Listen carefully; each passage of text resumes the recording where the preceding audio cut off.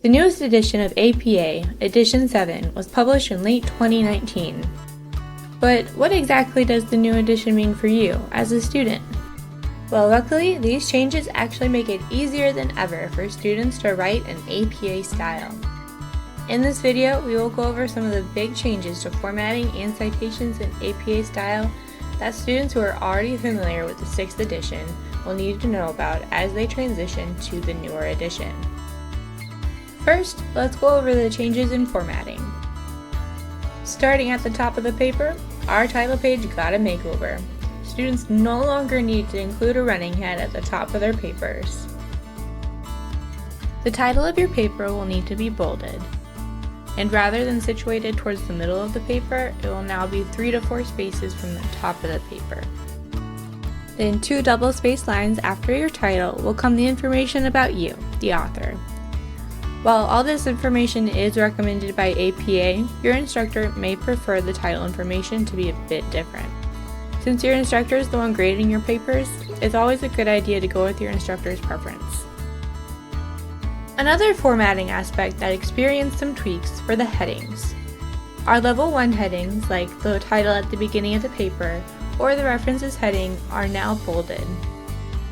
Level 2 headings didn't receive any changes, but Level 3 headings are now flush left and italicized, and Levels 4 and 5 are now also bolded.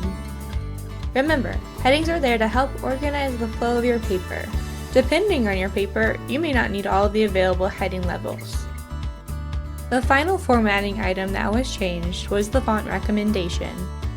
Now you can use Calibri, Arial, Lucinda Sans Unicode, Times New Roman, Georgia, or Computer Modern.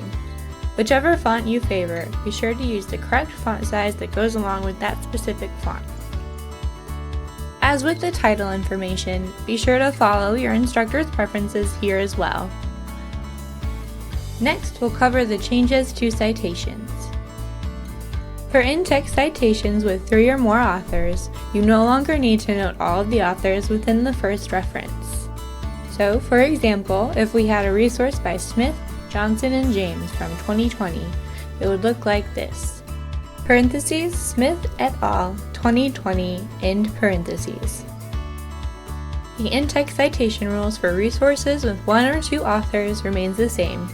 For more information, be sure to check out the APA Style section of the Writing Center. For reference citations, we have some changes for how we cite books, journal articles, and web resources. Let's start with the books. Under APA 7, there is no longer a difference between a print book and an ebook. That means that print book citations no longer need the publishing city and state. Ebook citations no longer need to note what kind or platform the ebook was. And ebook citations now note their publisher like print books. For journal articles, direct object identifiers, also known as DOIs, are now formatted like URLs. So rather than this, it will now look like this. For web resources, you no longer need to preface the URL with retrieved from. There is also some more guidance on how to cite new media types like YouTube videos, podcasts, and social media posts. Still have questions about APA 7? No need to worry. Check out the Writing Center or the 7th edition of the APA Style Manual for more information. Created using Powtoon.